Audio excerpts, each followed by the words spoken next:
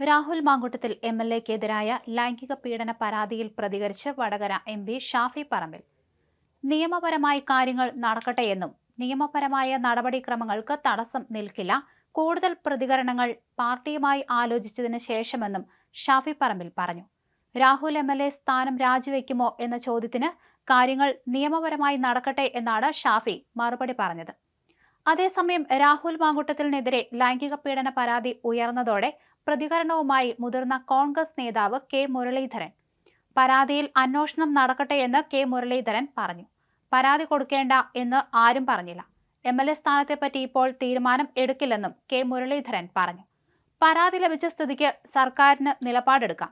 കോൺഗ്രസിനെ സംബന്ധിച്ച് രാഹുൽ പാർട്ടിക്ക് പുറത്താണെന്നും മുരളീധരൻ പറഞ്ഞു. അതേസമയം നിയമത്തിന്റെ വഴിക്ക് പോകട്ടെ എന്ന് സണ്ണി ജോസഫ് പ്രതികരിച്ചു. രാഹുൽ മാങ്കൂട്ടത്തിനെതിരായ പരാതിയിൽ പ്രതികരിക്കാൻ പ്രതിപക്ഷ നേതാവ് വി ഡി സതീശൻ ഇതുവരെ തയ്യാറായിട്ടില്ല.